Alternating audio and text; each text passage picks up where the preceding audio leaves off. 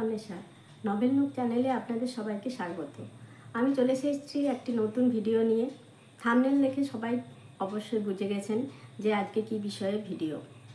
যারা বই পড়াটাকে অভ্যাসের মধ্যে আনতে চাইছেন কিন্তু কিভাবে শুরু করবেন বুঝতে পারছেন না, এই ভিডিওটা তাদের জন্য। আমি এখানে আপনাদের সাথে 9টি টিপস শেয়ার করব, যেগুলো প্র্যাকটিস করলে আপনাদের মধ্যে বই পড়ার অভ্যাস। প্রথমে সারাদিনের বিভিন্ন কাজকর্মের মধ্যে থেকে একটু সময় বের করুন বই পড়ার জন্য। একটা নির্দিষ্ট সময় ঠিক করুন, সেটা সকাল হতে পারে, দুপুর হতে পারে বা রাত্রে শুতে যাওয়ার আগে। এই সময়টাতে আপনি শুধু বই পড়বেন।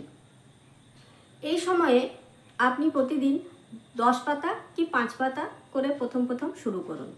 প্রথমে 8 ঘন্টা কি 15 মিনিট করে পড়ার অভ্যেস করুন। ল্যাঙ্গুয়েজ বাছাটা খুব দরকারি, কারণ আপনি যে ভাষাতে কমফোর্টেবল সেই ভাষায় বই পড়া শুরু করুন।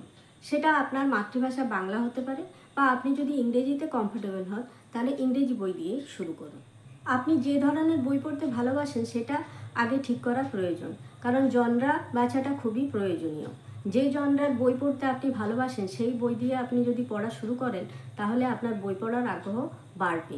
কিন্তু জনরা যদি ঠিকঠাক করে চয়েস করতে না পারেন তাহলে কি হবে, পড়ার আগ্রহটা হারিয়ে ফেলবেন।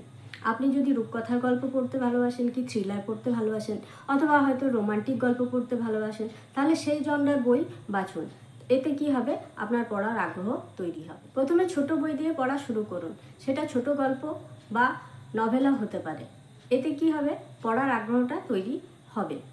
আর যদি প্রথমে বড় বই তুলে নেন তাহলে কি হবে, আপনার ধৈর্য হারিয়ে ফেলবেন এবং পড়ার আগ্রহ হারিয়ে ফেলবেন।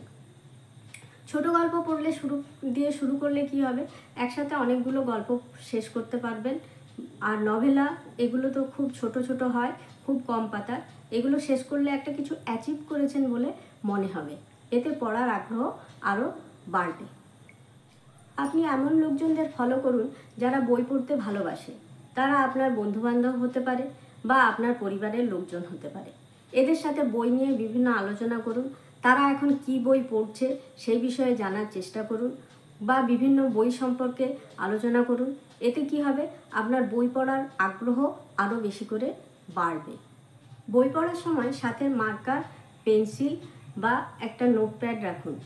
এতে কি হবে, কোনো লাইনটা হয়তো আপনার ভালো লেগে গেল, সেটা একটু হাইলাইট করে রাখুন। হ্যাঁ, আর ওই লাইনটা নোটপ্যাডে লিখে রাখুন।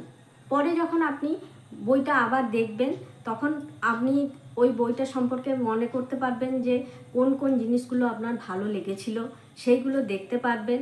আর এতে কি হবে, বইটার সাথে আপনার একটা সম্পর্ক তৈরি হবে। সবসময় বইটা হাতের কাছে রাখবার চেষ্টা করুন, যেমন পড়ার টেবিল বা বেডের পাশে রাখুন। এতে কি হবে, বইয়ের দিকে সবসময় হাতটা চলে যাবে। এই যে মোবাইলের দিকে আমাদের হাতটা মাঝে মধ্যে চলে যায়, তার কারণ হচ্ছে মোবাইলটা সবসময় আমাদের কাছে থাকে। সেরকম বইটাকেও এমন জায়গায় রাখুন যাতে হাতটা সবসময় বইয়ের দিকে চলে। সবসময় একটা বই ক্যারি করুন। হয়তো বাইরে যাচ্ছেন, তখন ব্যাগে একটা বই রাখুন।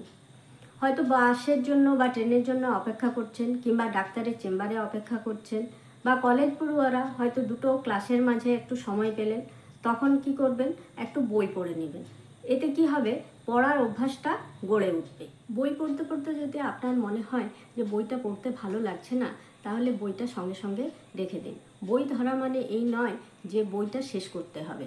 বই যদি আপনাকে ধরে রাখতে না পারে তাহলে আপনারও বইকে জোর করে ধরে রাখার চেষ্টা করার প্রয়োজন নেই। তাহলে কি হবে, জোর করে পড়লে আপনার বই পড়ার আগ্রহ আপনি সহজেই হারিয়ে ফেলবেন। আর একটা কথা, যে হয়তো ওই বইটা অনেকের পছন্দ, অনেকের ভালো লেগেছে, তার মানে এই নয় যে আপনার ওই বইটা ভালো লাগতে হবে। আপনার যদি ওই বইটা ভালো না লাগে তাহলে আপনি অবশ্যই ওটাকে রেখে দেবেন। এই চয়েসটা সম্পূর্ণ। আমার এই ভিডিওটি ভালো লেগে থাকলে ভিডিওটি লাইক করে দেবেন, এবং এরকম আরও ভিডিও দেখতে চাইলে চ্যানেলটি সাবস্ক্রাইব করে দেবেন। সবাই ভালো থাকবেন। নমস্কার।